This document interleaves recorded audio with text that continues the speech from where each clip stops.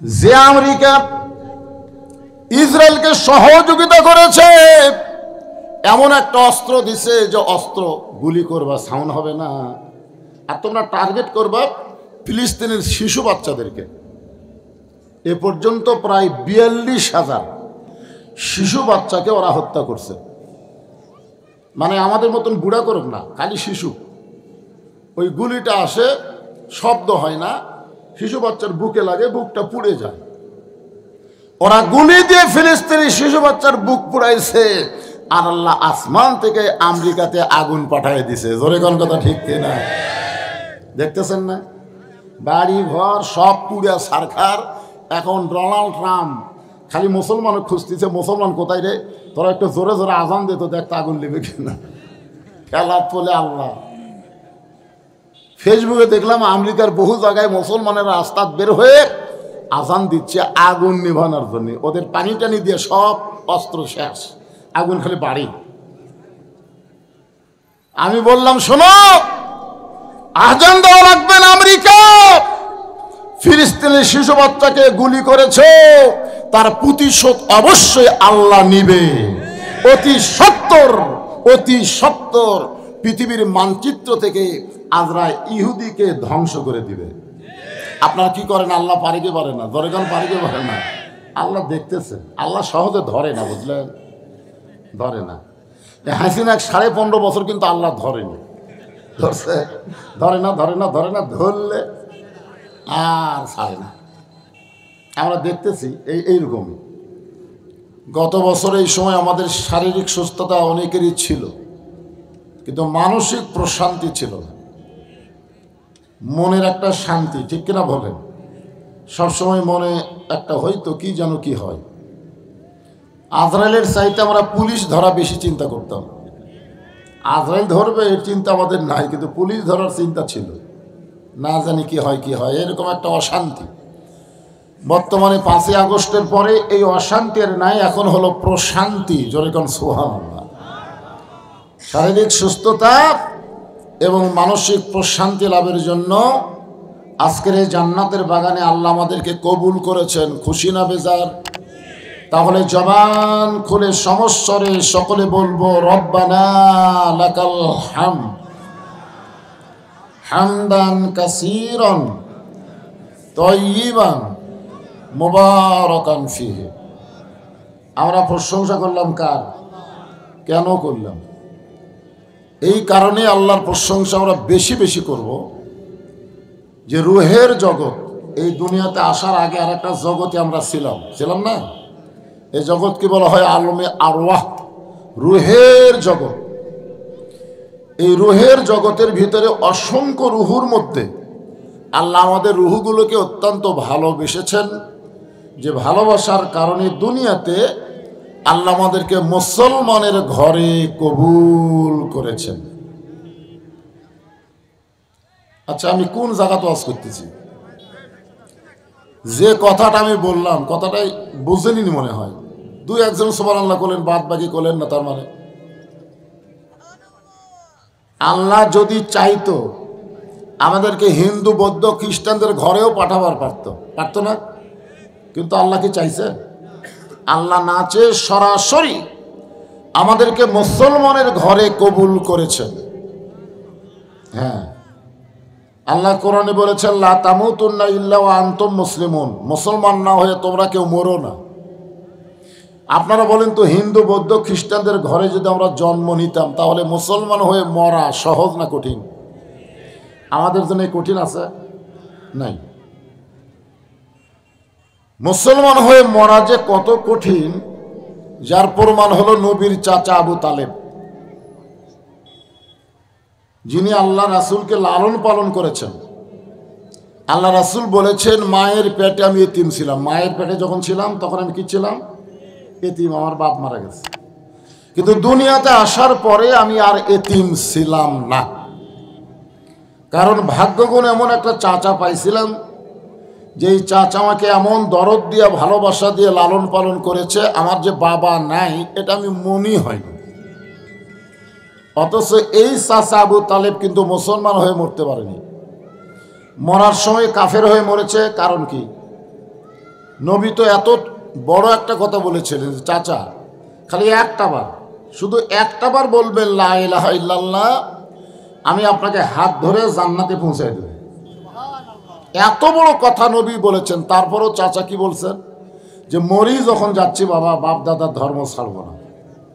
এখান থেকে প্রমাণ হলো অন্য ধর্মে জন্ম নিয়ে মুসলমান হয়ে মরা খুবই কঠিন, কিন্তু আল্লাহ তাআলা আমাদের এই কঠিন জিনিসটা রাখে নাই, সহজ করে দিয়েছে। মুসলমানের ঘরে জন্ম নিয়েছি, মুসলমান হিসাবে অবশ্যই আল্লাহ আমাদের মৃত্যু দিবে ইনশাআল্লাহ। এ কারণে আমরা খুশি না বেজার?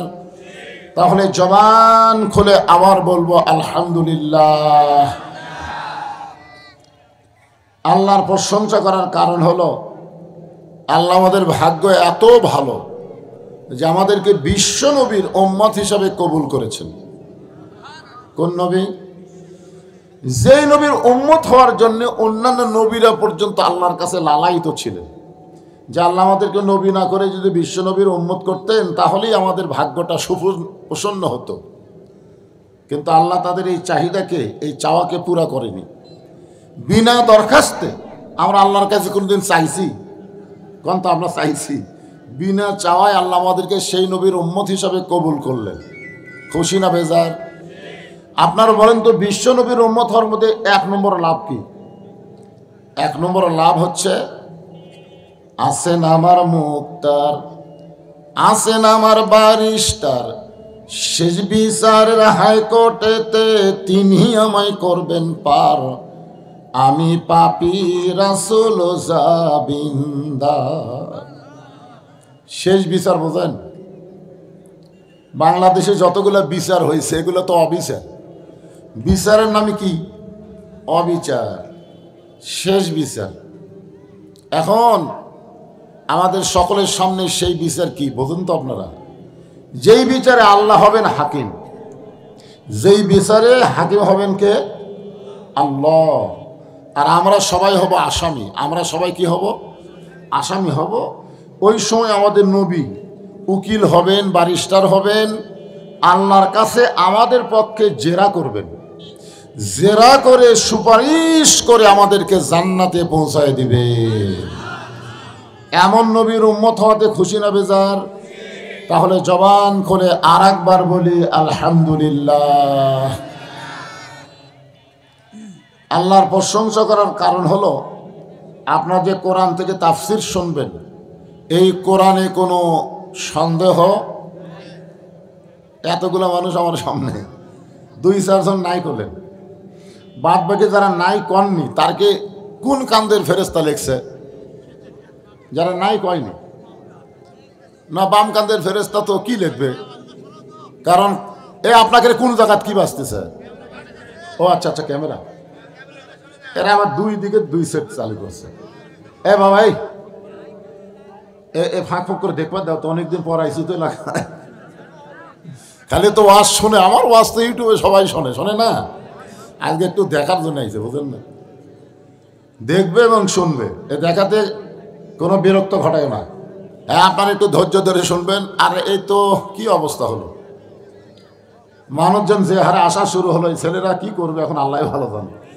আপনারা এই সাইডে এইদিকে একটু চাপে চাপে আসেন তো বাবা।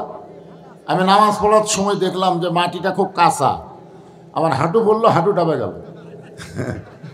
তাহলে কাঁচা মাটির উপরে সামান্য খ্যাট দিয়ে আপনাদের বসার ব্যবস্থা করে দিয়েছি। এমনি তো শীতের রাত, মাঘের জালে বাঘ কান্দে, আর সেই শীতের রাতে সামান্য খ্যাট দিয়ে আপনাদের বসতে দিয়েছে। ফাঁকা ফাঁকা না বসে আল্লাহর রাস্তায় জমে বসেন, তল থেকে ঠান্ডা হলেও শরীরের ভাইয়ের গায়ে রসুম লেগে মোটামুটি গরম হবে ইনশাআল্লাহ। এই জন্য চাপা বসেন, চাপা বসেন। কারো সামনে যদি ফাঁকা থাকে, ফাঁকা তো নেই, তারপরেও যদি থাকে একটু জমে বসেন। আর এই সাইড থেকে একবার পুরা করে বসেন, এই সাইড থেকে একবার পুরা হয়ে আপনারা বসেন। যারা আসতেছেন তারা এই সাইডের দিকে চলে আসেন।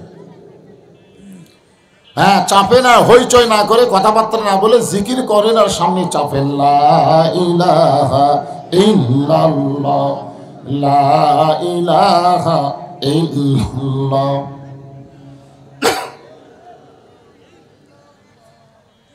চাঁদ সূরজ আর গ্রহ তারা, আল্লাহ নামের পাগল পারা, চাঁদ সূরজ আর গ্রহ তারা আল্লাহ নামের পাগল পারা। আমার আল্লাহ নামের এতই দয়া, আল্লাহ নামের এতই মায়া, লুকিয়ে রাখছেন হে আল্লাহ জোরে লা ইলাহা ইল্লাল্লাহ, লা ইলাহা, জোরে জোরে লা ইলাহা, লা ইলাহা ইল্লাল্লাহ মুহাম্মাদুর রাসূলুল্লাহ সাল্লাল্লাহু আলাইহি ওয়াসাল্লাম। যতবার নবীর নাম শুনবো অথবা বলবো, যতবার প্রত্যেকবারই বলতে হবে সাল্লাল্লাহু আলাইহি ওয়াসাল্লাম। আপনি যখন নবীর প্রতি দরুদ শরীফ পড়লেন, আপনি এত ভাগ্যবান হয়ে গেলেন যে একদল ফেরেশতা আপনার দরুদগুলো রাসূলের রওজা মোবারকে আপনার নাম, জায়গার নাম, এমনকি আপনার বাপ মায়ের নাম পর্যন্ত পৌঁছানো হবে। সুবহানাল্লাহ বলেন। আপনি আছেন কোথায় আর দরুদগুলো গেল কোথায়? একটু বিশ্বাস করবেন, বিশ্বাসে মিলাই বস্তু তর্কে বহুদূর। তর্ক করা যাবে না, বিশ্বাস করতে হবে। মুসলমানের বিশ্বাসের উপরে ঈমান, জোরে করার কথা ঠিক কিনা? হ্যাঁ। তাহলে যে কোরআন থেকে আপনার তাফসির শুনবেন, তাফসির শোনার জন্য এখন আর জায়গা হচ্ছে না, ভিড়াভিড়ি হচ্ছে। আপনার বলেন সবাই এক বাক্যে, এই কোরআনে কোনো সন্দেহ হ্যাঁ আছে? নেই। কারণ আল্লাহ কোরআনের প্রথমেই বলেছেন যালিকাল কিতাব লা রাইবা ফিহ, এই কোরআনের ভিতরে কোনো সন্দেহ নেই, এই কোরআনে কোনো ধোঁকা এবার নাই করলেন না কেন? ধোঁকা আছে? তাহলে সবাই বলবেন এই কোরআনে কোনো গোজামিল। মাশাআল্লাহ। এখন আপনারা বলেন, বর্তমান যে সংবিধান দিয়ে আমাদের বাংলাদেশ চলতেছে, যে সংবিধানের উপর আমরা বাংলাদেশ চলতেছে, এই সংবিধানের মধ্যে সন্দেহ আছে? সবাই বললেন না, জোরে বলেন। এই সংবিধানের মধ্যে ধোঁকা, গোজামিল। তাহলে আগেরটার কি বললেন? নাই। তিনবারই বলছেন নাই, আর পরেরটা তিনবারই বলছেন আছে। তো এখন ভেজাল জিনিস নিয়ে চলবেন আর মরার সময় মুসলমান হয়ে মরবেন, এইটা সম্ভব? মুসলমান জন্ম দিয়ে তার সন্তানকে হিন্দুর বাড়িতে লালন পালন করতে দিছে, 10 বছর পরে মুসলমান তার সন্তানকে ফেরত নিছে। এখন বলেন তো, ওই সন্তান ভগবান কবে না আল্লাহ কবে? কারণ কি? কারণ লালন পালন হয়েছে হিন্দুর বাড়ি, যতই মুসলমান জন্ম দেয়। আবার যদি হিন্দু জন্ম দিয়া মুসলমানের বাড়িতে 10 বছর লালন পালন হয়, ওই সন্তান যদি হিন্দু ফেরত নেয়, তাহলে ওই কি বলবে? ভগবান কবে না আল্লাহ কবে? তাহলে কি বুঝলেন? যে মুসলমান হিন্দু হয়ে জন্ম দিলেই হবে না, পরিবেশের উপর বড় করা লাগবে। জোরে কোন কথা ঠিক কি না? বর্তমানে বাংলাদেশের যে পরিবেশ চলতেছে, এখন যে পরিবেশ চলতেছে, এই পরিবেশ কি হিন্দুর পরিবেশ না মুসলমানের পরিবেশ? দেখেন, এখানে মাগরিবের নামাজ হলো, নামাজ হচ্ছে এখানে মাগরিবের, আর যেই ছেলেরা মাহফিল করতেছে, যারা এই বিশাল আয়োজন করেছে, তাদের মধ্যে 2-4 জনকে আপনারা পাচ্ছেন? ওরা মনে করতেছে আমরা বছর অন্তর একটা করে মাহফিল করলেই হয়ে গেল। এরকম 71টি মাহফিল যদি করে, যত সওয়াব হবে তার চাইতে বেশি সওয়াব আল্লাহ দিবে এক ওয়াক্ত নামাজ যদি আদায় করে। ধরে কোন কথা ঠিক কি না? নামাজ পড়ে না, মুসলমান দাবি করে, এটা ইয়ার কি মারা। এই রজব মাস, এই চাঁদের নাম হলো রজব, মাসের নাম কি? রজব।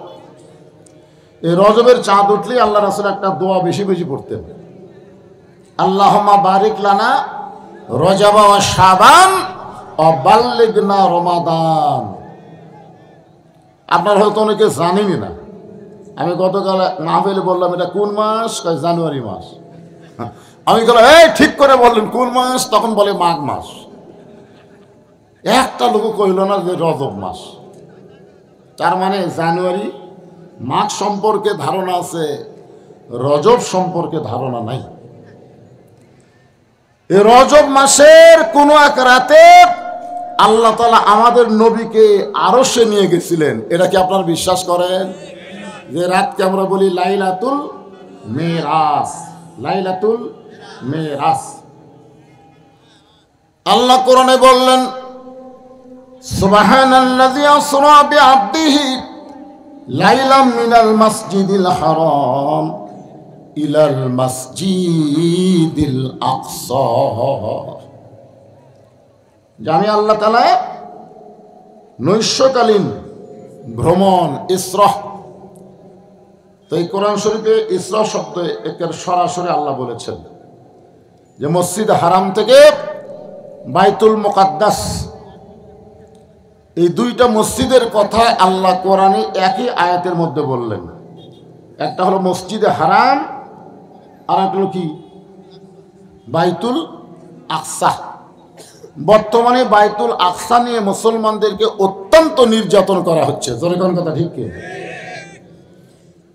আমরা যাদেরকে বলি ফিলিস্তিন, ফিলিস্তিন মুসলমানকে অকাতরে হত্যা করা হচ্ছে। আপনারা বলেন তো মসজিদ এটা কাদের জন্যে? মুসলমানের জন্যে। মসজিদ কাদের জন্যে? মন্দির প্যাগোডা খ্রিস্টান না, গির্জা হলো খ্রিস্টান। হ্যাঁ, তো এখন ব্যাপার হলো ওই যে ইহুদি, ওদের জন্য তো মসজিদ না, মসজিদ তো মুসলমানের জন্য। জোরে কোন কথা ঠিক কিনা? কিন্তু ইসরায়েল ইহুদি অন্যায়ভাবে বাইতুল মুকাদ্দাসকে দখল করতে চায়, আর মুসলমান সমানে জীবন দিচ্ছে, দখল করতে দিবে না। জীবনের বিনিময়ে হলো বাইতুল মুকাদ্দাসকে তারা ফিরে নেবে, তাদের দখলে নেবে, কারণ মুসলমানের জন্যই তো মসজিদ। আপনাদের কাছে আমার প্রশ্ন হলো, এই রজব মাসে যে আব্রাহা বাদশাহ মসজিদে হারাম বাইতুল্লাহকে দখল করার জন্য হস্তি বাহিনী নিয়ে আইছিল, জোরে কোন কথা ঠিক কিনা? আপনার বলেন তো দখল করে পারছে? তো ওইখানে তো কোনো মানুষ জীবন দেয়নি। ওইখানে আল্লাহ তাআলা সূরা ফিল নাজিল করে আমাদেরকে জানাই দিয়েছেন। সূরা ফিল বুঝেননি? আলাম তারা কাইফা ফাআলা রাব্বুকা বিআসহাবিল ফিল।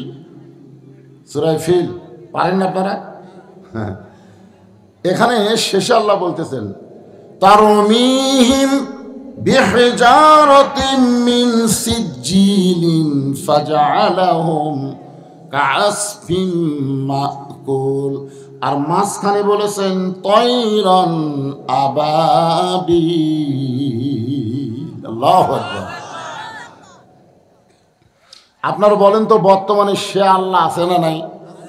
যে আল্লাহ আবাবিল পাখি পাঠাইছিল, তো এখন বাইতুল মুকাদ্দাসকে ওরা দখল করবার চায়, আর মুসলমানকে সমানে গুলি করতেছে। আল্লাহ বসে থাকে কি করতেছে? যে আমেরিকা ইসরায়েলকে সহযোগিতা করেছে, এমন একটা অস্ত্র দিছে যে অস্ত্র গুলি করবা সাউন্ড হবে না, আর তোমরা টার্গেট করবা ফিলিস্তিনের শিশু বাচ্চাদেরকে।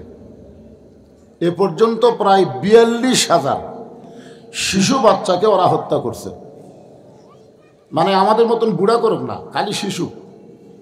ওই গুলিটা আসে, শব্দ হয় না, শিশু বাচ্চার বুকে লাগে, বুকটা পুড়ে যায়। ওরা গুলি দিয়ে ফিলিস্তিনি শিশু বাচ্চার বুক পুড়াইছে, আর আল্লাহ আসমান থেকে আমেরিকাতে আগুন পাঠিয়ে দিছে। জোরে কোন কথা ঠিক কিনা? দেখতেছেন না? বাড়ি ঘর সব পুড়ে সারখার। এখন ডোনাল্ড ট্রাম্প খালি মুসলমানও খুঁজতেছে, মুসলমান কোথায় রে, তোরা একটু জোরে জোরে আজান দিত, দেখতে আগুন লেবে কিনা। খেলা বলে আল্লাহ। ফেসবুকে দেখলাম আমেরিকার বহু জায়গায় মুসলমানেরা রাস্তা বের হয়ে আজান দিচ্ছে আগুন নিভানোর জন্য। ওদের পানি টানি দিয়ে সব অস্ত্র শেষ, আগুন খালি বাড়ি। আমি বললাম শোনো, আজান দেওয়া লাগবে না। আমেরিকা ফিলিস্তিনের শিশু বাচ্চাকে গুলি করেছে, তার প্রতিশোধ অবশ্যই আল্লাহ নিবে। অতি সত্বর অতি সত্বর পৃথিবীর মানচিত্র থেকে আজরাইল ইহুদিকে ধ্বংস করে দিবে। আপনারা কি করেন? আল্লাহ পারে কি পারে না? দরগান পারে কি পারে না? আল্লাহ দেখতেছে। আল্লাহ সহজে ধরে না, বুঝলেন? ধরে না। হাসিনা 15.5 বছর কিন্তু আল্লাহ ধরেনি। ধরছে? ধরে না, ধরে না, ধরে না, ধরলে আর ছাড়ে না। আমরা দেখতেছি এইরকমই। তাহলে যে কোরআনে কোনো সন্দেহ নাই, যেই কোরআনে কোনো ধোঁকা নাই, যেই কোরআনে কোনো গোজামিল নাই, সেই কোরআন থেকে ছোট্ট একটা সূরা আপনাদের সামনে আমি তেলাওয়াত করেছি। সূরাটার নাম হলো সূরায়ে কাউসার। সূরায়ে কাউসার, বিশ্বাস করা লাগবে কিন্তু। কাউসার এমন একটা পিয়ালা, এই যে আমাকে দিছে, এটা কিন্তু চা না, একটু গরম পানি দিছে। তো এমন একটা পিয়ালা, যেই পিয়ালার 1 গিলাস পানি যদি কেউ পান করে জাহান্নামেও যায়, আল্লাহ জাহান্নামকে জান্নাত বানায় দেবে। চিন্তা করে দেখেন কাউসারের পানির মধ্যে কি পাওয়ার। আপনার দেহের মধ্যে যদি 1 গিলাস খালি ঢুকাবার পারেন, ওই দেহ যদি জাহান্নামেও যায়, যাওয়ার সাথে সাথে জাহান্নাম জান্নাত হয়ে যাবে। এই পানি, এই কাউসার আল্লাহ আমাদের নবীকে দিয়েছেন, আমাদের নবীকে। কত বড় ভাগ্যবান যে আমাদের নবীকে আল্লাহ তাআলা এই কাউসার দিয়ে দিলেন। হাসর হবে তামার সানি, উম্মত বলবেন পানি পানি। হাসর হবে তামার সানি, উম্মত বলবেন পানি পানি। সেই কঠিন দিনে পানি দেওয়ার, নবী বিনে পানি দেওয়ার সাধ্য কারো নাই। সবাই বলেন সাল্লাল্লাহু আলা মুহাম্মাদ সাল্লাল্লাহু আলাইহি ওয়াসাল্লাম। সাল্লাল্লাহু আলা মুহাম্মাদ সাল্লাল্লাহু। হ্যাঁ, তো এখন আমাদের নবী কিন্তু রহমাতুল্লিল আলামিন, মানে আমাদের নবীর যা দয়া, বুঝলেন? আল্লাহ হচ্ছে রব্বিল, আলহামদুলিল্লাহি রব্বিল আলামিন। আর আমাদের নবী হলেন ওমা আরসালনাকা ইল্লা রাহমাতাল্লিল আলামিন। সমস্ত তাফসীর কারক ব্যাখ্যা করেছেন, যতটুকু এরিয়ার রব হলেন আল্লাহ, ততটুকু এরিয়ার রহমত হলেন মুহাম্মাদুর রাসূলুল্লাহ। এত দয়া। তাইফের নবীকে পাথর মারল, যে পাথরে নবীর গায়ের সব জায়গায় লাগছে, খালি চেহারা বাদ দিয়ে প্রত্যেক জায়গা থেকে রক্ত ঝরল। অথচ নবীর চোখের পানি নিয়ে তাদের জন্য আবার দোয়া করলো, আল্লাহ যারা আমাকে পাথর মারলো তাদেরকে হেদায়েত দাও, তাদেরকে ধ্বংস করো না, তাদেরকে জান্নাতি কবুল করো। এত দয়া যেই নবীর, সেই নবীর হাতে আল্লাহ যখন হাসরের ময়দানে হাউজে কাউসার দিবেন, আর পাইকারি হারে সবাই যদি পানি পান করতে আসে, কেন হাসরের কঠিন অবস্থায় হিন্দু, বৌদ্ধ, খ্রিস্টান সবাই নবীর কাছে দৌড়ে এসে বললো 1 গ্লাস পানি চাই। এখন নবী যদি সবাইকে যদি 1 গ্লাস করে দেয়, তাহলে তো জাহান্নাম বন্ধ করে দিলে, জাহান্নাম তো তুই আর কাম হবি না। কারণ এই পানি পান করে কেউ যদি জাহান্নামেও যায়, জাহান্নামও জান্নাত হয়ে যাবে। সাহাবরা বললেন, ইয়া রাসূলুল্লাহ, তাহলে অবস্থা কি হবে? সঙ্গে সঙ্গে রাসূল বললেন, ফাসাল্লি রাব্বিকা ওয়ানহার। 2টা আমল যাদের মধ্যে থাকবে, তারাই হাউজে কাউসারের পানি পান করবে। 1 নম্বর হলো নামাজ, 2 নম্বর কুরবানি। এই 2টা কর্ম যারা করবে, আমল যারা করবে, তারাই পান করবে হাউজে কাউসারের পানি। 1 নম্বর কি? জোরে বলে 1 নম্বর কি? নামাজ। নামাজ। আমাদের নবীকে আল্লাহ তাআলা নবুয়তের 10ম বৎসরে মেরাজ করাইছেন। নবুয়তের কত বৎসর? 10ম বৎসরে লাইলাতুল মেরাজ হয়েছে। নামাজ পাওয়ার পরেও নবী 3 বছর মক্কা ছিলেন। নবী সর্বসাকল্যে নবুয়ত পাওয়ার 13 বছর ছিলেন মক্কায়। যেরকম কয় বছর? তাহলে 10ম বৎসরে যখন নামাজ পেলেন, এই নামাজ পাওয়ার পরও নবী 3 বছর ছিলেন মক্কায়। আল্লাহ কোরআনে বললেন, আল্লাযীনা ইউমিনুনা বিল গায়বি ওয়া ইউকিমুনাস সালাত। ওয়ায়ুকিমুনাস সালাত, এই নামাজ কায়েম করার কথা শুরু হলো প্রথমেই কোরআনের সর্বসাকল্যে 82 বার। জোরে বলেন কতবার? 82 বার নামাজের কথা বলা হয়েছে। প্রত্যেকবারই বলা হয়েছে নামাজ কায়েম করো। কোনো জায়গায় আল্লাহ বলে নাই যে নামাজ পড়ো। কোনো জায়গায় কিন্তু নামাজ পড়ার কথা নাই। কি করার কথা আছে? কায়েম করার কথা আছে। আজকে আমার মাগরিব নামাজ কি করলাম? কায়েম করলাম না পড়লাম? না, এটা কায়েম করলাম না। কায়েম যদি করতে পারতাম তাহলে নামাজের সময় বাহিরে কেউ শোরগোল করতো না, সবাই জামাতে সামিল হতো। জোরে কোন কথা ঠিক কিনা? কেউ বারা হট্টগোল করতে পারবে? শোরগোল করতে পারবে? রাস্তা ঘুরতে পারবে? পারবে না, কারণ নামাজ কায়েম হয়ে গেছে। নামাজ কায়েম যখন হবে, যেরকম এখানে যত মানুষ আপনারা আইছেন সবাই কিন্তু কাপড় পরা কায়েম হয়ে গেছে। আমাদের বাংলাদেশে ন্যাংটা কায়েম না কাপড় পরা কায়েম? কথা বলেন না কেন? ন্যাংটা হওয়া না কাপড় পরা? এই জায়গায় যত মানুষ আমরা আছি সকলের গায়ে কাপড় আছে না নাই? এখন যদি কেউ ন্যাংটা হয়ে এর মধ্যে আসে তা আপনারা কে তার কাছে নেবেন? না, একের গোটাল গাও ন্যাংটা হয়ে মাঝখানে আইছে, সবাই কি করবেন? তাড়িয়ে দিবেন না কাছে নেবেন? এই যা, কাপড় যেখানে কায়েম হচ্ছে সেখানে কোনো ন্যাংটা চলবে না। নামাজ যখন কায়েম হবে তখন বেনামাজিকে ন্যাংটার মতন মনে হবে। কার মতন মনে হবে? আপনারা বলেন তো, এখন বেনামাজিকে কি ন্যাংটার মতন মনে হয়? হয় না। কারণ কি? নামাজিও যা বেনামাজিও তাই, একই সাথে বসে আমরা চা খাই। হায় রে, নবুয়তের 10ম বৎসরে নবী নামাজ পাইলেন। এরপরও নবী 3 বছর মক্কায় ছিলেন। নবী বললেন, আল্লাহ কোরআনের যত জায়গায় আপনি নামাজের কথা বলেন প্রত্যেক জায়গায় বলেছেন নামাজ কায়েম করো, কিন্তু নামাজ তো কায়েম করা যাচ্ছে না। চুপি চুপি আমরা মুসলমান গোপনে গোপনে নামাজ পড়তেছি, প্রকাশ্যে জামাত করে সকলে মিলে আমরা তো নামাজ কায়েম করতে পারতেছি না। আল্লাহ বলেন, হাবিব, মক্কাতে বর্তমানে যেই পরিবেশ চলতেছে এই পরিবেশে নামাজ কায়েম করা সম্ভব না, কারণ পরিবেশ পাল্টাতে হবে। কি পাল্টান লাগবে? পরিবেশ পাল্টাতে হবে। কারণ মক্কাতে আপনি হলেন ইমাম আর আবু জেহেল হলো নেতা। নবী যতদিন মক্কায় ছিলেন নবী কি? ইমাম। নবী আরবিতে ইমাম, আর নেতা কথা কয় না। আজকে বাংলাদেশে নামাজ পড়া হচ্ছে কারণ মসজিদের ইমাম আর সমাজের নেতা। মসজিদের ইমামকে আমরা কি বলি? আল উলামাউ ওয়ারাসাতুল আম্বিয়া, আলেমরা হলো নবীদের ওয়ারিস। আর সমাজের নেতাকে আপনারা কি বলবেন? সমাজের চেয়ারম্যান কন, মেম্বার কন, এমপি কন, মন্ত্রী কন, এরকে চেহারা দেখলে কি মনে হয়? কথা কয় না রে বারে, কাজকর্ম চেহারা টেহারা দেখলে কি মনে হয়? নবীর ওয়ারিস। হ্যাঁ, নবীর ওয়ারিস। আল্লাহ রাসূল বললেন, তাহলে কি করণীয়? আল্লাহ বলেন, পরিবেশ পাল্টাতে হবে। এই আবু জেহেলের জায়গাত আপনাকে যাওয়া লাগবে।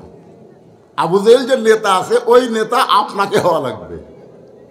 আবু জেহেলের মতন ভুয়া নেতৃত্ব যতদিন দুনিয়াতে চলবে ততদিন নামাজ কায়েম হবে না। রাসূল বলেন, আল্লাহ তাহলে কি করব? আল্লাহ বললেন, আপনাকে হিজরত করাবো। এই মক্কার পরিবেশে নামাজ কায়েম হবে না, আপনি হিজরত করে এমন একটা জায়গায় যাবেন, সে জায়গায় আপনি ইমাম হবেন, আপনিও নেতা হবেন। জোরে কোন সুবহানাল্লাহ।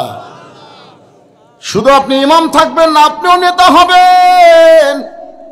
আল্লাহ কোরআনে বললেন, আল্লাযীনা ইম্মাক্কান্নাহুম ফিল আরদ, মুসলমানের মধ্যে কাউকে যখন নেতা বানানো হবে, নেতার আসন দেওয়া হবে, ক্ষমতার চেয়ার দেওয়া হবে, তার 1 নম্বর দায়িত্ব হলো আকামুস সালাত, নামাজ কায়েম করা। আজকে যদি বাংলাদেশে নামাজ কায়েম হয়ে যায়, আমাদের যুবকদের হাতে যে মোবাইল থাক না কেন, আমাদের কোনো টেনশন নেই, কোনো টেনশন নাই। ওরা 5G 6G 4G মোবাইল নিয়ে ঘুরুক, আর যে মোবাইল নিয়ে ঘুরুক, আমাদের টেনশন করা লাগবে না। কারণ নামাজ যখন কায়েম হবে, ইন্নাস সালাতা তানহা আনিল ফাহশাই ওয়াল মুনকার, একমাত্র নামাজই পারে মানুষকে যাবতীয় খারাপি, অশ্লীলতা, ফাহিশা থেকে বাঁচাই দিতে। জোরে সুবহানাল্লাহ। আমাদের যুবকেরা তো এখন রাত 10টার পরে ঘুমায় না, রাত 10টার পরে শুরু করে। জোরে কোন কথা ঠিক কিনা? ওরা ঘুমায় কখন জানেন? যখন ফজরে আজান দেওয়ার আগ দিয়ে। হ্যাঁ, ঘুমাবে দেখবেন ফজরে আজানের আগ দিয়ে ওর আর চেতন নাই। আজান দেওয়ার আগে আসছিল 3.5 হাত, আজান শুনে দেখে হয়ে গেছে 2.5 হাত। কম্বল দিয়েছে মাথার উপর, পাও এখন বাইরে হবে কি করে, পাও টানা বুকের কাছে, একেবারে মনে হবে চাউলের বস্তা ঢাকাতো, আগাও নাই মাথাও নাই, গিয়া লোক কোথায়। আপনি বিড়াল যেমন ইন্দুর ধরে চুপি চুপি গিয়া খালি কম্বল টানতে দেখেন, কম্বলের তলে ওর সাইজ আর সকালবেলা সাইড টিপে কুত্তার সাইজ একই সাইজ। এখন আমার সাথে একটু বলা লাগবে, ফজরের নামাজ বাদ দিয়ে ঘুম পড়ে যারা, কুত্তার আমল করে তারা। বলতে পারবে না ভাই যান, এটা রজব মাস, নামাজের মাস, এই জন্য একটু গলা ছাড়া স্লোগান দেওয়া লাগবে। যারা দিচ্ছে না বুঝবেন ওরা ওই মাল। এখন আপনারা দেখেন তো কে কে দেয় না, খালি কান ফেলে তবে।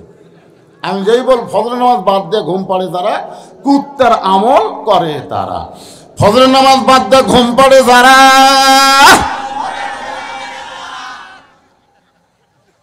আমি এইটা নাটোরে লালপুরে ওয়াজ করছিলাম, যে ওয়াজ এই কথা কইছি 4-5টা কুত্তা দৌড়াইছে, আইসা পিছন দিক থেকে খাও খাও খাও খাও করতেছে। কে?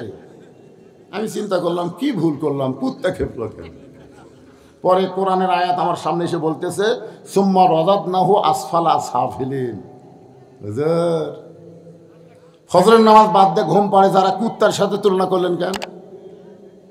আল্লাহ কোরআনে বললেন পশুর চাইতেও জঘন্য তারা। আমি সঙ্গে সঙ্গে স্লোগান পাল্টায় বললাম, ফজরের নামাজ বাদ দিয়ে ঘুম পড়ে যারা, কুত্তার চাইতেও খারাপ তারা। আমি যেই বল ফজরের নামাজ বাদ দিয়ে ঘুম পড়ে যারা, আপনার সকলে জোরে সোরে বলবেন কুত্তার চাইতেও খারাপ তারা। বলতে পারবেন না ভাইজান? ফজরের নামাজ বাদ দিয়ে ঘুম পড়ে যারা।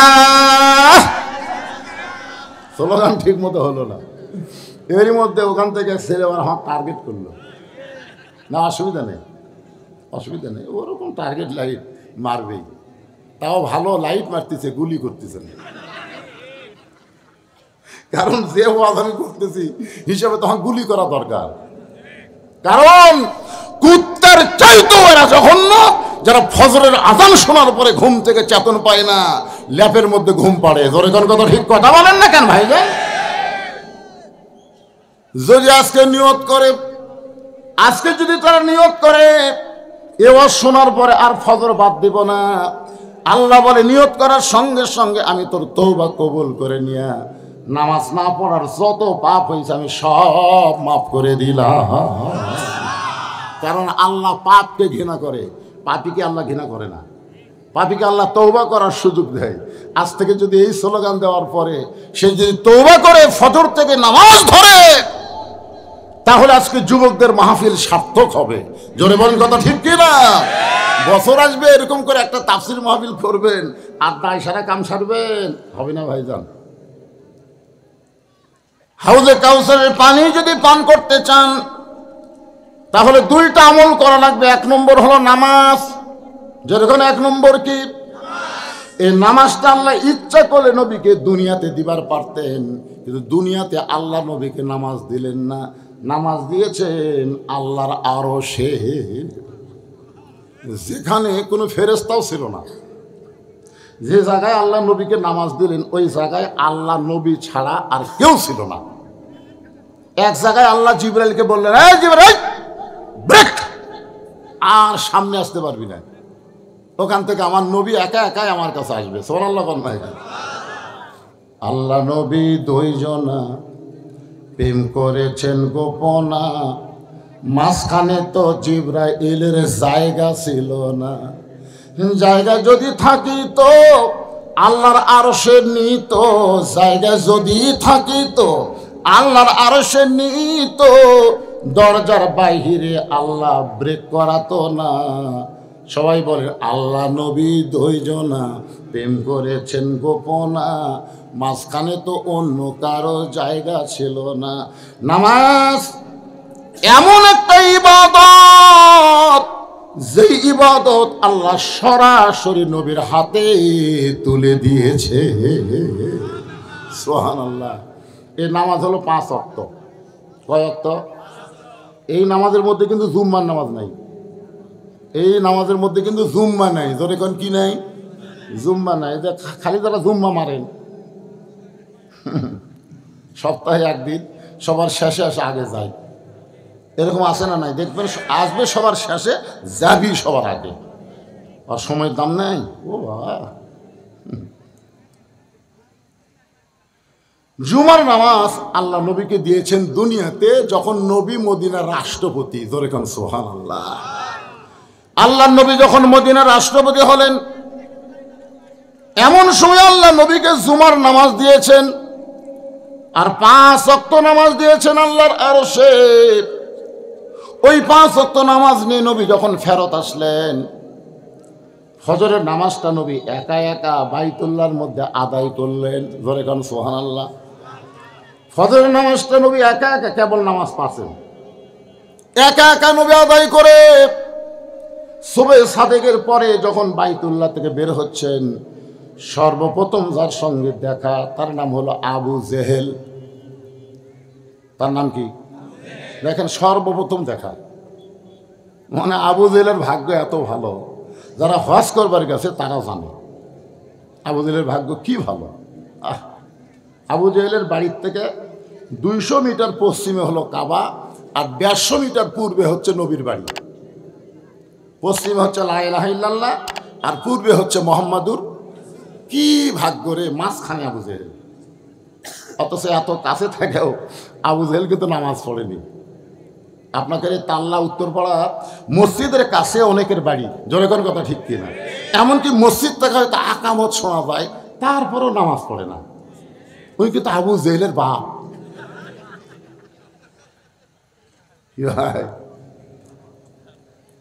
সর্বপ্রথম দেখা হলো আবু জেহেলের সাথে। আবু জেহেল নবীর চেহারার দিকে তাকায় বলতেছেন, বাজান, সন্ধ্যার সময় দেখলাম তুমি সুন্দর, সন্ধ্যার সময় দেখলাম তুমি সুন্দর, আর সকালবেলা দেখতেছি তুমি অতীব সুন্দর। আবু জেহেল নবীর প্রশংসা করতেছে, আর আপনারা সুবহানাল্লাহ বলতে খুব দামি হয়ে গেছেন, যে মুখ দিয়ে সুবহানাল্লাহ বাড়ায় না। একবার সুবহানাল্লাহ বলে আপনাদের নামে বসে আছেন তা আল্লাহর উত্তর পাড়ার মাহফিলে, আর গাছ লাগাই দিল আল্লাহ জান্নাতের বাগানে। যতবার সুবহানাল্লাহ বলবেন তত গাছ। এটা কি কালেক্টরের গাছ, মাটি খারাপ করা গাছ? এটা হলো ফলবান বৃক্ষের গাছ। এত বড় গাছ হবে যেই গাছের ছায়া অতিক্রম করতে একটা তেজস্বী ঘোড়া দৌড় মারলে 500 বছর সময় লাগবে। ওই গাছটা হবে ফলবান বৃক্ষের গাছ। গাছের গোড়ায় লাগা থাকবে অলা তাস্তাহি আনফুসুকুম, তুমি যে ফল চাবে সেই ফল সঙ্গে সঙ্গে তোমার সামনে হাজির হয়ে যাবে। ইমাম গাজ্জালি বলেছেন, সুবহানাল্লাহ, যারা বলে তারা যত পাপী হোক না কেন ওই গাছের ওসিলায় আল্লাহ তাদেরকে জান্নাত দিয়ে দিবে। দেখছেন, এক সুবহানাল্লাহ বলার কারণে কি লাভ হলো, যে যত বড়ই পাপী হয় জান্নাত দিয়ে দিবে। সবার মুখ দিয়ে বাড়াবে না তো, সবার মুখ দিয়ে বাড়াবে? তাই 3টা তসবিহ সবসময় সবার মুখ দিয়ে বের হবে না। একটা হলো সুবহানাল্লাহ, একটা আলহামদুলিল্লাহ, আর একটা আল্লাহু আকবার, আর একটা কি লিল্লাহি তাকবীর। এই জন্য তাকবীরটা দেওয়ালাম জোরে, যে কিছু তেল তেলা গোয়েন্দার আছে, আছে না নাই? এই যে মাগরিবের পরে আসবি, লোক হবি কেরা,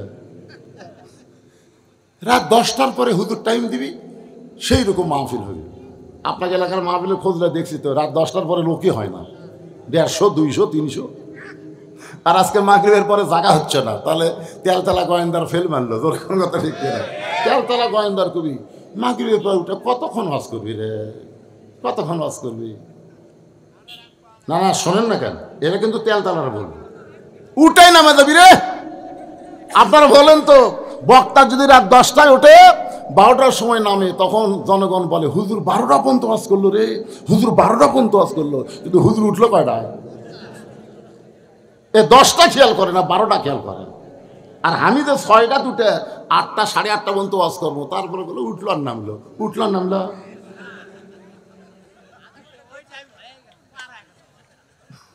এই তেলতালারা এরা আসবেও না, খালি উল্টে বয়ান মারবি। জোরে কোন কথা ঠিক না? একটু জোরে তাকবীর দিয়ে আরেকবার বুঝার লাগবে যে হুজুর একলা নাই, হাজার হাজার আল্লাহর বান্দারা এসে বসে গেছে। লিল্লাহি তাকবীর।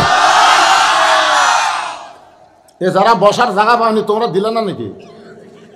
হ্যাঁ, তোমরাও দাও। এ কাপড় খোলা যাবে না, শীতের দিন কাপড় খোলা, ও ধান্দা বাদ দাও। জায়গা বড় বানাবা, কাপড় খুলবা যান। কোতে কোতে খুলে ফেলে দিচ্ছে রে। এ ভিতরে চাপলি জায়গা হয় বাজান, চাপলি জায়গা হবে।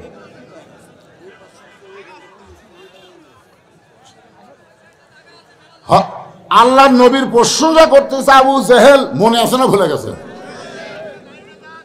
এই হইচই করা যাবে না তো, ওনারা যা করে করুক, অসুবিধা নেই। আপনার খালি কথাগুলো মনোযোগ দিয়ে শোনেন। আর যদি কারোর সামনে 4 আঙ্গুল জায়গা থাকে, আল্লাহর ওয়াস্তে, আমি কিন্তু বললাম আল্লাহর ওয়াস্তে একটু সামনে আসেন। আল্লাহর ওয়াস্তে বলার পরে যদি আপনি না লড়েন, আপনার শরীর পাথরের মতন ভারী হয়ে যাবে। কালকে সকালবেলা মনে হবে নিজের শরীর নিজের কাছে ভারী লাগতেছে। আর খালি একটা ধোকান দিয়ে সামনে আসেন, 1 বছর ডাক্তারের কাছে যাওয়া লাগবে না। আমার বাপের কথা না, আল্লাহর কথা।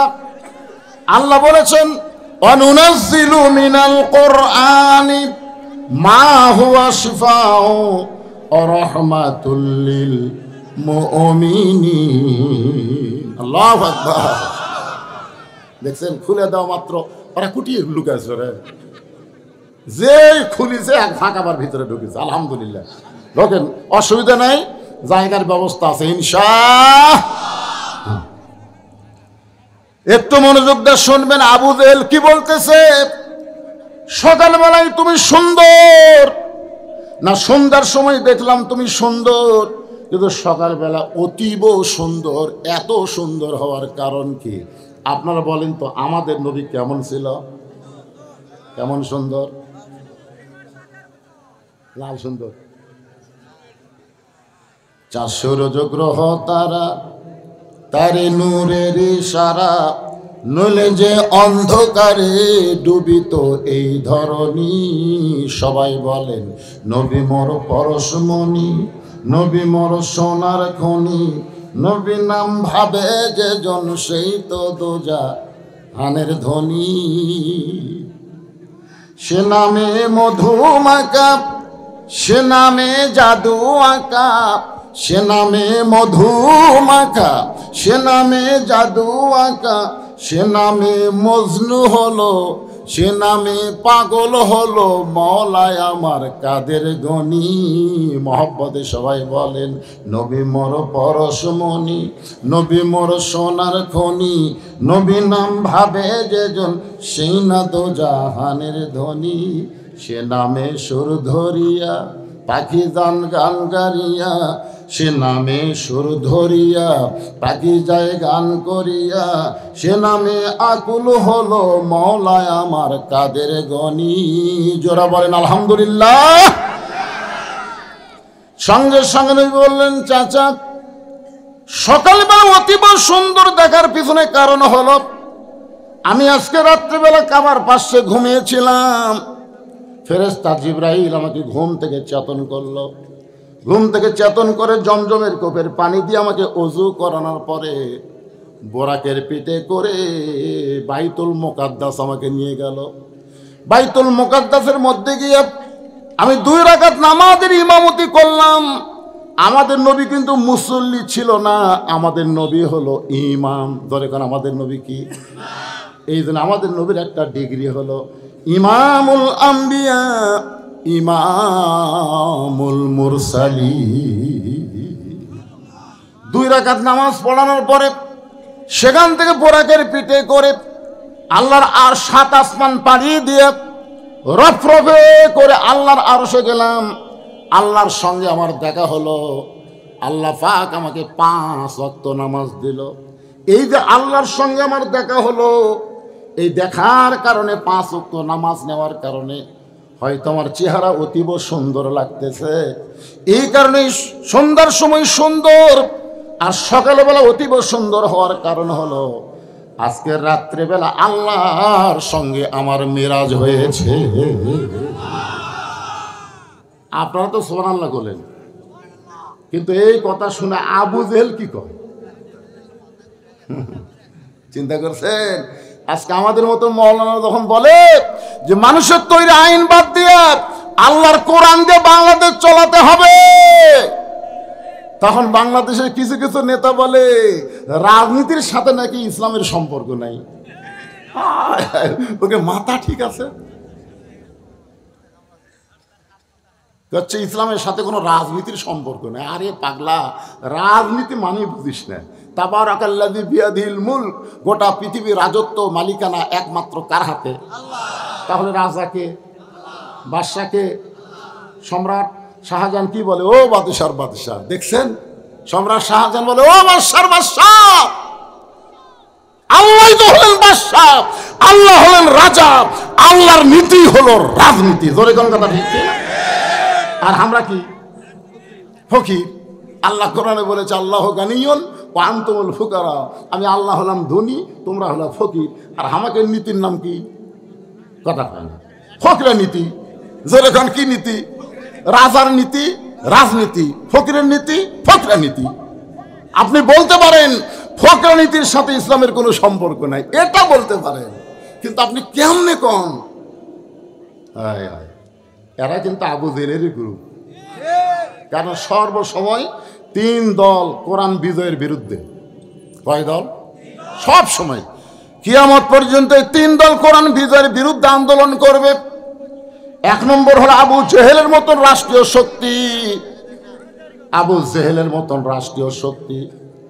তাহলে কি বুঝলেন 1 নম্বর শক্তি কারা? এদিকে খেয়াল করা লাগবে তো। আবু জেহেলের মতন রাষ্ট্রীয় শক্তি, যারা মানুষের আইন দিয়ে রাষ্ট্র চালাবে, আল্লাহর আইনকে তারা মানবে না, বিশ্বাস করবে না। এরা সবসময় আল্লাহর কোরআনের বিরুদ্ধচারণ করবে। 2 নম্বর হলো পুঁজিপতি। শতকরা 10 টাকা সুদ খাবে, কিন্তু শতকরা 2.5 টাকা যাকাত দিবে না। এরকম পুঁজিপতি আছে না? নাই? 1000-এ 25 টাকা, 1 লাখে 2,500 টাকা, 1 কোটিতে 2.5 লক্ষ টাকা, 100 কোটিতে 2.5 কোটি টাকা। 1000 কোটি যাদের আছে তাদের 100 কোটি টাকা যাকাত দেওয়া লাগবে। তারা চিন্তা করবে এই কোরআন দিয়ে যখন রাষ্ট্র চলবে তখন আমাদেরকে যাকাত দেওয়া লাগবে। এই যাকাত দিবে না বলে তারা কোরআনের বিরুদ্ধে আন্দোলন করবে। 3 নম্বর হলো ধর্ম নিয়ে যারা ব্যবসা করে খায়, দয়াল বাবার দরবারে যায়, কথা কয় না, আমার দয়াল বাবার দরবারেতে কেউ ফিরে না খালি হাতে। বসে থাকা তারা 1000 গরু পায়, এরা কোনোদিন চাবে এই বাংলাদেশে কোরআন দিয়ে চলুক? কথা কন না কেন? আল্লাহর ধন নবীরে দিয়া আল্লাহ গেছে গায়েব হইয়া, নবীর ধন খাজানিয়া শুয়ে আছে আজমিরে, কেউ ফেরে না খালি হাতে খাজারে তোর দরবারেতে। একজনও নাউজুবিল্লাহ করেন না। কি বলা লাগবে? কেউ ফেরে না খালি হাতে আল্লাহ তোমার দরবারে। সবাই বলেন কেউ ফেরে না খালি হাতে আল্লাহ তোমার দয়াল, আল্লাহ তোমার দরবারে। দয়ার আল্লাহর দরবারেতে কেউ ফিরে না খালি হাতে। ইয়াকা নাবুদু ওয়া ইয়াকা নাস্তাঈন। আবু জেহেল বলতেছে, কি বলতেছে? আপনারা তো সুবহানাল্লাহ করেন। আবু জেহেল বলতেছে পাগল পাগল, এতদিন মনে করতাম তুমি আধা পাগল, কিন্তু আজকে দেখলাম তুমি পুরা পাগল। নবী বললেন চাচা আমাকে পাগল বলার পেছনে কারণ কি? পাগল বলার পিছনে কারণ কি? আবু জেহেল বলতেছে আমি জীবনে 2 বার বাইতুল মুকাদ্দাসে গেছি, আমি আমার জীবনে 2 বার বাইতুল মুকাদ্দাসে গেছি, যেখানে যাইতে লাগে 30 দিন, আসতে লাগে 30 দিন। আর তুই কই আজকে রাত্রেবেলা বাইতুল মুকাদ্দাসের মধ্যে 2 রাকাত নামাজ পড়ালি, আবার 7 আসমান পাড়ি দিয়ে আল্লাহর আরশে গেলি, আল্লাহ তোরে নামাজ দিল, সেই নামাজ নিয়ে রাতারাতি ফেরত এসে সন্ধ্যার সময় তোকে দেখলাম, আবার সকালবেলা দেখলাম, এই গাঁজাখুরি গল্প তুই কোথায় পাইলি? এই কথা বলে আবু জেহেল দৌড় মারতেছে। পিছন দিক থেকে নবী ডাকতে বলে, চাচা আপনি আমাকে আরো 1000 বার পাগল বলেন, আমার কোনো অসুবিধা নাই, কিন্তু আপনি দৌড় মারেন কোন জায়গায়? আবু জেহেল বলে, কিছুদিন হলে দেখতেছি আমার বাড়ির দিকে সবাই থুতু দেয় আর তোর বাড়ির দিকে সালাম দেয়, একই জায়গার বাড়িরে। কিছুদিন হলে আমি দেখতেছি কিছু লোক আছে আমার বাড়ির দিকে থু, আর তোর বাড়ি আসসালাম। তো তুই আমার কাছে থাকবি আর তোর বাড়ির সালাম পড়বি, আমার বাড়ির থুতু পড়বি। আমি অনেক দিন থেকে চেষ্টা করতেছি তো এখান থেকে তাড়ানো যায় কীভাবে, এই ইস্যু খুঁজতেছিলাম, কিন্তু ইস্যু পাচ্ছিলাম না। আজকে তোকে পাগল বানায়া এলাকা ছাড়া করব। এক দৌড়ে সকালবেলা পৌঁছে গেছে আবু বকরের দরজায়। নবীর মাদ্রাসার 1 নম্বর ছাত্র, নাম হলো আবু বকর। জোরে বলেন নাম কি?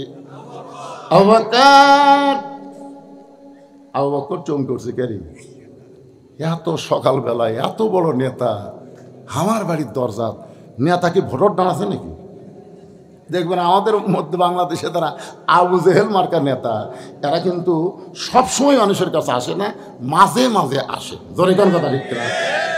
কি সুন্দর স্লোগান, গরিবের বন্ধু, সমাজসেবক, জনদরদি, একটা করে ভোট চাই।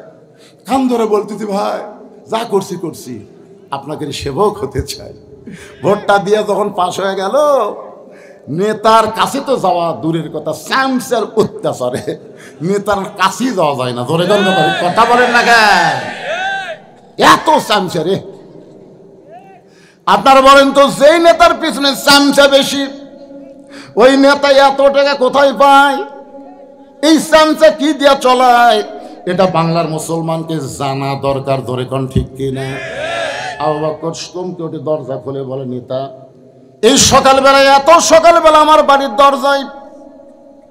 আবু জেহেল বলতেছে, আবু বকর তুমি কি জানো তোমার নবী পাগল হচ্ছে? যেই বলেছে তুমি কি জানো তোমার নবী পাগল হয়েছে, সঙ্গে সঙ্গে আবু বকর এভাবে আঙ্গুল তুলে বলতেছে, আবু জেহেল যেই কথা একবার বলেছ, ওই কথা যদি আর একবার, দেখেন হাতের দিকে দেখেন, যে কথা একবার বলেছে ওই কথা যদি আর একবার, আবু জেহেল 3 ধাপ পিছনে গেছে। সর্বনাশ, সবচাইতে নরম রে। আল্লাহ রাসূল বলেছে, আমার সাহাবীদের মধ্যে সবচাইতে নরম হলো আবু বকর। সেই নরম যে গরম হচ্ছে। আবু জেহেল বলে, আবু বকর তুমি এত নরম মানুষ, তুমি এত গরম হলে কেন? আবু বকর বলতেছে, নবীর বিরুদ্ধে কথা শোনার পরে যারা নরম থাকবে তারা মুসলমান হবে না, তারা হবে মুনাফিক। আমাদের বাংলাদেশে নবীর বিরুদ্ধে, আলেম ওলামার বিরুদ্ধে কত কথা বলে, অথচ আমরা একটা কথাও বলি না। তার মানে আমরা মুসলমান নাম নিয়ে মুনাফিকি করতেছি। জোরে কোন কথা ঠিক কিনা? কথা বলেন। একটা সাধারণ সারা জীবন অন্যায় করতে, সারা জীবন বুড়া বয়সে আছে, নামাজি হয়ে গেছে। এমন নামাজি হচ্ছে আজান দেওয়ার আগে মসজিদে আসে, আজান দেওয়ার আগে মসজিদে আসে, আর মুয়াজ্জিনের খালি ভুল ধরে, ধুলে আছে, এই দেখে মাথায় ফাঁসে, এই মুয়াজ্জিনকে এই শালা বে নামাজি যতদিন আসবে ততদিন ভালো আসবে রে। এই নামাজি হয়ে তো আমার অবস্থা খারাপ। একটু আজানের আগেই চলে আসে। আপনারা শোনেন, আজান দেওয়ার আগে কোনো মুসল্লি মসজিদের মধ্যে যদি ঢোকে, ওই কিন্তু নামাজ হতে পারে, কিন্তু সোয়াব একটাও পাবে না। আজান দেওয়ার পরে ইল্লা মুয়াজ্জিন, শুধুমাত্র মুয়াজ্জিন ছাড়া কোনো মুসল্লি ঢুকতে পারবে না।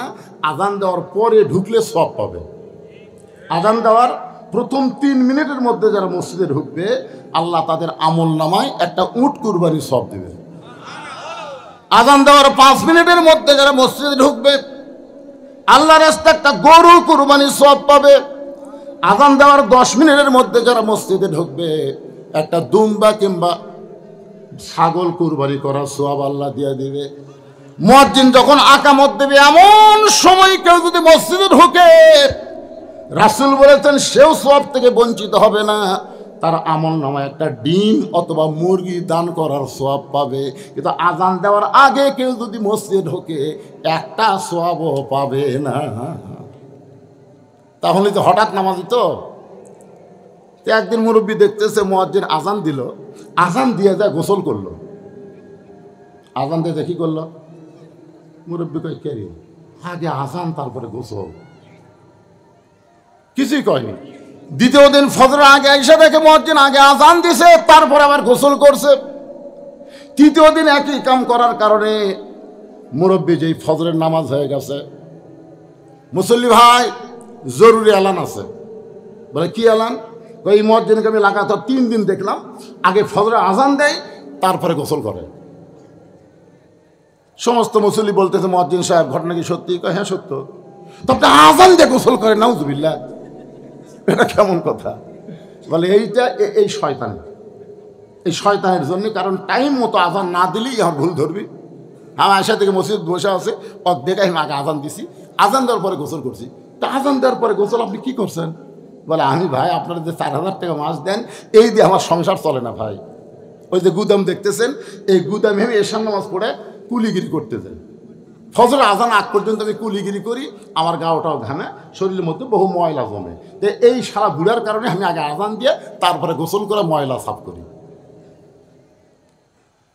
চিন্তা করে দেখছেন আল্লাহর নবী বলেছেন ওই ব্যক্তির মাথা সবচাইতে উপরে থাকবে, শুধু মাথা উপরে থাকবে না, আল্লাহ নিজের হাত দিয়ে তার মাথায় একটা টুপি পরাই দেবে, সেই টুপি পূর্ণিমার চাঁদের চাইতেও আলো হবে। সাহেব বললেন হুজুর এই মহান ব্যক্তি কে হবে? রাসূল বলেন ওই ব্যক্তি হবে মসজিদের মুয়াজ্জিন। এত বড় ভালো মানুষের দোষ ধরার জন্য আমাদের বাংলাদেশে মুসল্লি কম না বেশি? কথা কন না কেন ভাই? যত দোষ ইমামের, যত দোষ মুয়াজ্জিনের, সবসময় দোষ ধরার চিন্তায় থাকবে না, ওনাদের সম্মানের দিকে একটাবার খেয়াল করে দেখবেন ওনারা কত সম্মানী। নরম মানুষটা গরম হয়ে গেছে। আবু জেহেল বলতেছে আবু বকর তুমি কি জানো আমি তোমার নবীকে পাগল কেন বললাম? কি বলতে চান? বলে তোমার নবী আজকে সকালবেলা আমার সঙ্গে দেখা করে বলল সে নাকি আজকে রাত্রে বাইতুল মুকাদ্দাসে গিয়ে 2 রাকাত নামাজ পড়াইছে, সেখান থেকে 7 আসমান পাড়ি দিয়ে আল্লাহ আরশে গেল, আল্লাহর সঙ্গে দেখা করে আল্লাহ নাকি 5 ওয়াক্ত নামাজ দিল। আমি জীবনে 2 বার বাইতুল মুকাদ্দাসে গেছি, যেখানে যাইতে লাগে 30 দিন আর আসতে লাগে 30 দিন, আর তোমার নবী কইল আজকে নাকি বাইতুল মুকাদ্দাসে নামাজ পড়ায়া 7 আসমান পাড়ি দিয়ে 5 ওয়াক্ত নামাজ নিয়ে রাতারাতি ফেরত এসে আমার কাছে এই গাঁজা করে গল্প শোনাইলো। এখন বলে আবু বকর এই কথাই বিশ্বাস করা যায়? আবু বকর বলতেছে এই কথা যদি আল্লাহর নবী বলে থাকে তাহলে এক বিন্দু মিথ্যা বলে নাই। লিল্লাহু আকবার। আবু জেহেল কয় আমার সকালটাই মাটি রে, আমি কার কাছে গিয়ে খবর দিলাম, কাম তো হলো না। হযরত আবু বকর এক দৌড়ে নবীর কাছে আসলেন। নবীর কাছে এসে দেখেন নবী কাবার সাথে হেলান দিয়ে কাঁদতেছেন। আবু বকর মাথার পাগড়ি দিয়া নবীর চোখের পানি মুছিয়ে দিয়ে কপালে একটা চুমা দিয়ে বললেন ওগো আল্লাহর নবী এই বছর হলো আপনার কষ্টের বছর। সুবহানাল্লাহ। এই বছর হলো আপনার কষ্টের বছর। এই বছরের শুরুর দিকে আপনার চাচা আবু তালেব মারা গেছে। এই বছরের কিছুদিন পরে আপনার দরদের বিবি খাদিজা দুনিয়া থেকে বিদায় নিছে। এই বছর আপনি তাইফের ময়দানে গেলেন, তাইফবাসীরা পাথর মারা আপনাকে রক্তাক্ত করে দিল। আর এই বছরে আপনি নাকি আল্লাহর আরশে গেলেন, আল্লাহ পাক আপনাকে 5 ওয়াক্ত নামাজ দিল। হুজুর এরপরে আপনি কেন এমন করে কাঁদতেছেন? আল্লাহ বলে আবু বকর এই খবর তোমার কাছে কে দিল? বলে আবু জেহেল এই খবর আমাকে দিয়েছে। রাসূল বলে আবু বকর এই কথা কি তোমার বিশ্বাস হয়? আবু বকর বলে সাদ্দাকতা ইয়া রাসূলুল্লাহ, এক বিন্দু মিথ্যা নয়, এক বিন্দু মিথ্যা নয়। সঙ্গে সঙ্গে নবী এক টানে আবু বকরকে বুকের মধ্যে নিয়ে কপালে একটা চুমু দিয়ে বলে আবু বকর আবু জেহেল সকালবেলা পাগল বলে যাওয়ার পর থেকে আমি এখানে বসে কাঁদতেছিলাম। তুমি সাদ্দাকটা বলার সঙ্গে সঙ্গে আমার সব দুঃখ দূর হয়ে গেল। আল্লাহ বলে, হাবিব যে আবু বকর আপনার সাদ্দাকটা বলে দুঃখ দূর করে দিল, আজ থেকে শুধু আবু বকর নয়, আমি আল্লাহ ওরে সিদ্দিক ডিগ্রি দিয়া দিলাম। ইয়া আইয়ুহাল্লাযীনা আমানুত্তাকুল্লাহা ওয়া কুনু মা'আস সাদিকিন। আল্লাহ বলতেছেন যে ঈমানদার বিশ্বাসীরা, আল্লাহর ভয় যদি তোমাদের কলিজার মধ্যে রাখতে চাও, ওয়া কুনু মা'আস সাদিকিন, তাহলে তোমরা সত্যবাদীদের সাথী হয়ে যাও। আপনারা বলেন, আবু বকরের সাথে কি আপনারা থাকতে চান? কারা কারা থাকতে চান? দুই হাত তুলে আল্লাহ দেখান তো দেখি। যারা হাত তুলবেন, আল্লাহ এটাতে হাত দুলা করে দিও তো, প্যারালাইসিস দিয়া টান টান করে হাত তোলেন তো, কি হচ্ছে? আবু বকর রাদিয়াল্লাহু সঙ্গে থাকতে মন চায় না, হাত টান করেন। লিল্লাহি তাকবীর, হাত নাও। মাশাআল্লাহ, আপনারা কিন্তু হয়তো আবু বকরের সাথে থাকার জন্য দুই হাত তুলেছেন, বুঝবেন? লিমা তাকুলু মালা তাফআলুন, কথার সাথে কামের মিল নেই। আল্লাহ বলেছে, অমিনান নাসি মা ইয়াকুলু আমান্না বিল্লাহি ওয়া বিল ইয়াউমিল আখিরি ওয়া মা হুম বিমুমিনিন। এরা যতই আল্লাহ বিশ্বাস করুক, নবী বিশ্বাস করুক, আখিরাত বিশ্বাস করুক, এরপর এরা মুমিন না, এরা হলো মুনাফিক। তা আমরা কি মুমিন না মুনাফিক? আল্লাহ বলতেছেন, যেন আমাকে বিশ্বাস স্থাপন করেছ, আল্লাহর ভয় যদি কলিজার মধ্যে রাখতে চাও, তাহলে তোমরা সদিকিন বান্দাদের সাথে হও। আপনার বলেন তো, বর্তমানে সদিকিন বান্দা বাংলাদেশে কারা? কারা সত্য কথা বলে, কারা সত্য পথে চলে, কারা মানুষকে সত্য পথে চলার জন্য কষ্ট করতেছে? এরকম কিছু আল্লাহর বান্দা বাংলাদেশে আছে না নাই? এজরে তারা আছে না নাই? একটু মনোযোগ দিয়ে শুনবেন। রজব চাঁদে আমি মেরাজের আলোচনা করতেছি, সঙ্গে সঙ্গে চারিদিক থেকে যে কয়জন সাহাবী ছিল সবাই নবীর কাছে একত্র হয়ে বলল, ওগো আল্লাহর নবী, আপনি নাকি আজকে রাত্রেবেলা আল্লাহর আরশে গিয়েছিলেন, আল্লাহ নাকি আপনাকে 5 ওয়াক্ত নামাজ দিয়েছে। নবী বললেন, সাহাবীরা রে, তোমাদের সবার কি বিশ্বাস হয়? সমস্ত সাহাবী বলেন, আবু বকরের সঙ্গে আমরা একমত। জোরে গান সুবহানাল্লাহ। আবু বকর রাদিয়াল্লাহু সাথে আমরা কয়মত। নবী বললেন, তাহলে বসো।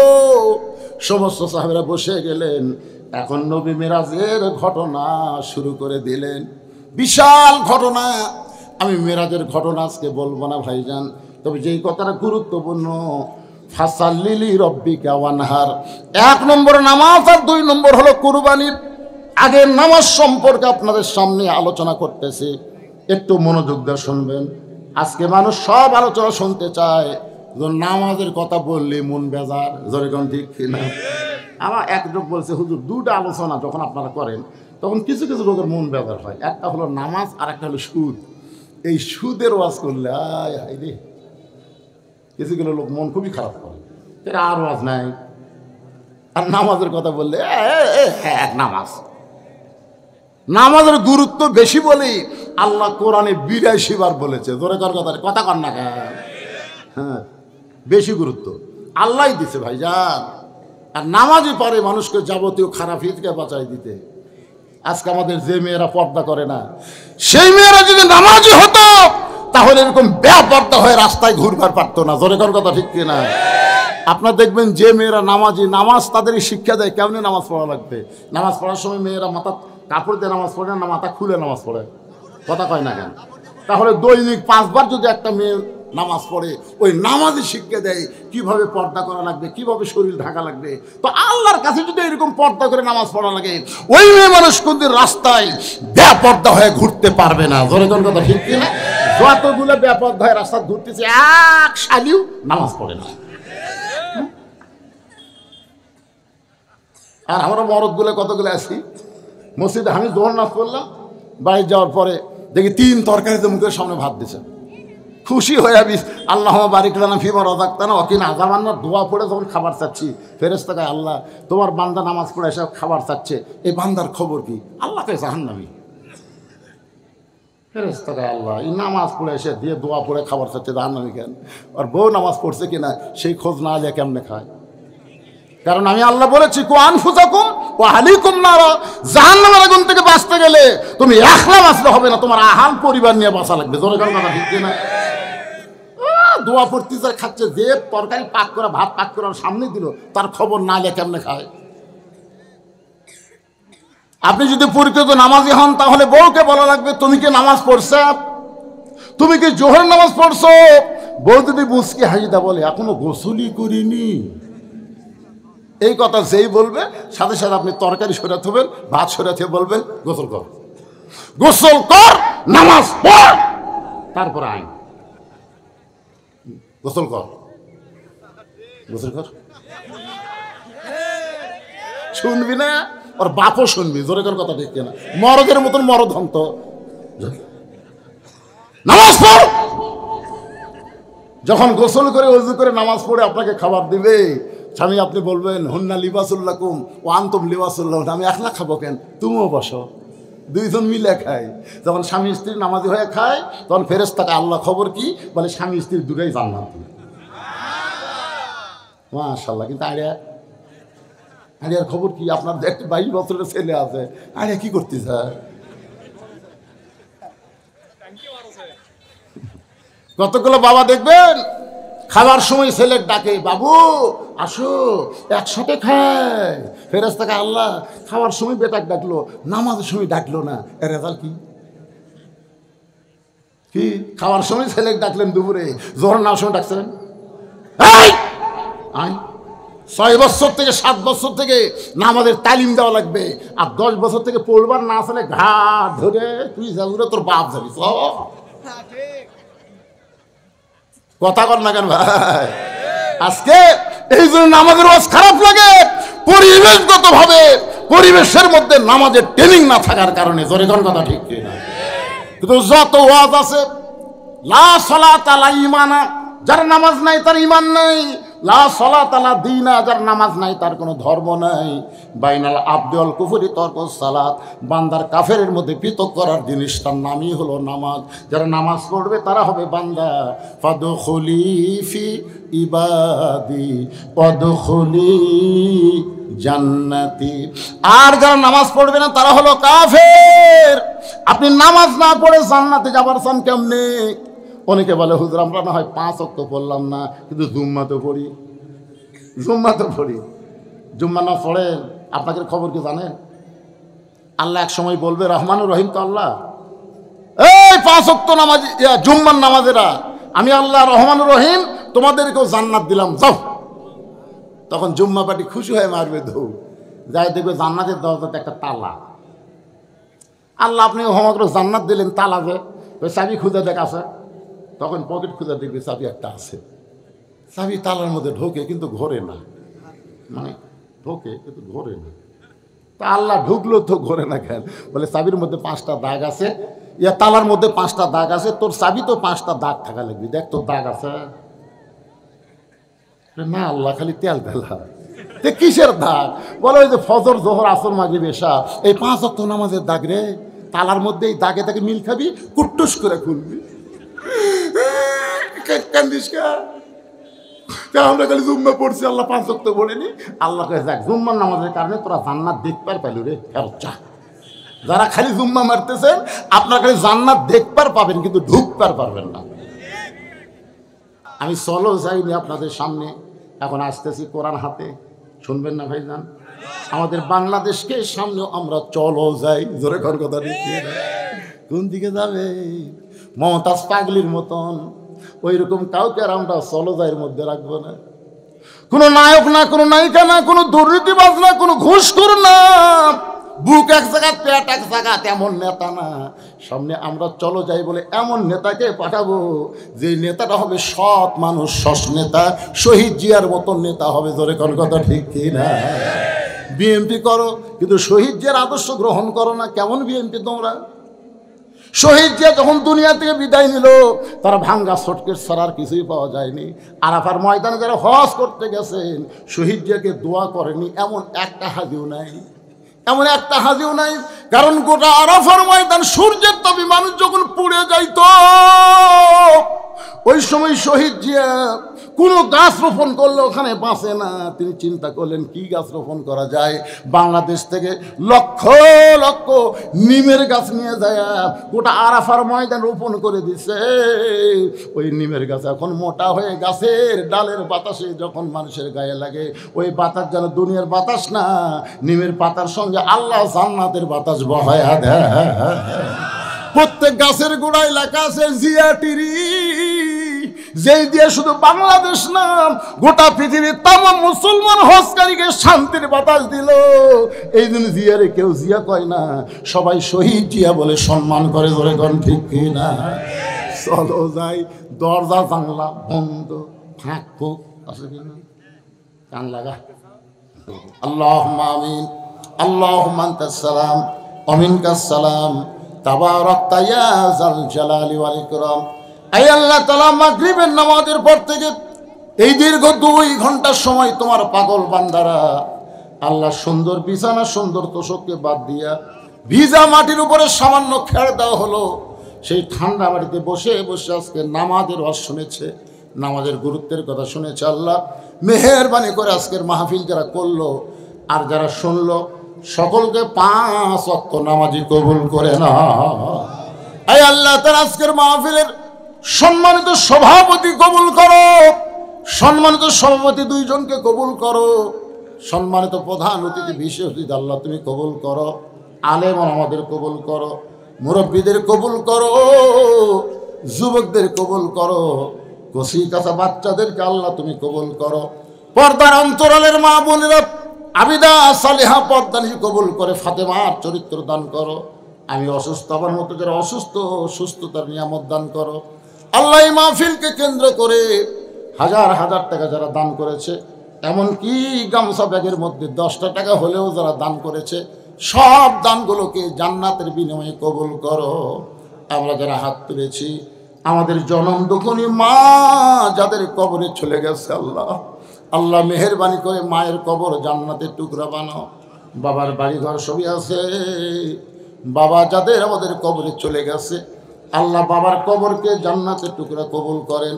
আয় আল্লাহ তাআলা, প্রত্যেক বছর এমন করে একটা কোরআনের বাগান এই যুবকদেরকে লাগানোর মতন ইমানি শক্তি দান করেন। আল্লাহ আমরা কোরআন করে দোয়া করি, এই যুবকগুলোকে আল্লাহ 5 ওয়াক্ত নামাজি কবুল করো। যার আমলে নামাজ নাই সে যত আমল করুক, একটা আমল আল্লাহর দরবারে কবুল হবে না। তাই প্রাণ খুলে দোয়া করি, বুড়া বয়সে নামাজ না, যৌবন বয়সী নামাজ পড়া লাগবে। সরকারি চাকরির যেমন একটা বয়স লাগে, সব বয়সে সরকারি চাকরি পাওয়া যায় না, নামাজেরও তেমন বয়স লাগবে বাজান। বুড়া বয়সে নামাজ ধরলে হবে না। 7 বছর থেকে নামাজের তালিম দেওয়ার কথা বলা হয়েছে, আর 10 বছর থেকে জোর করে নামাজ ধরানোর কথা বলা হয়েছে। সমস্ত আমলের মধ্যে গুরুত্বপূর্ণ আমল হলো নামাজ। আজকের এই মাহফিল ওসিলায় আল্লাহ মাহফিল যারা করলো সব যুবকগুলোকে 5 ওয়াক্ত নামাজি হিসাবে কবুল করে না। গোটা বিশ্বের মুসলমানকে আল্লাহ মাফ করো, ফিলিস্তিন মুসলমানকে বিজয় দাও, আর বাংলাদেশের প্রতি রহমত করো। আল্লাহ সুবহান রাব্বিকা রাব্বিল ইজ্জাতি আম্মা ইয়াসিফুন ওয়া সালামুন আলাল মুরসালিন আলহামদুলিল্লাহি রাব্বিল আলামিন। ওয়াজাল আখিরাতি কালিমাতুনা ইনদাল মাউতি। সকলে পড়েন লা ইলাহা ইল্লাল্লাহু মুহাম্মাদ।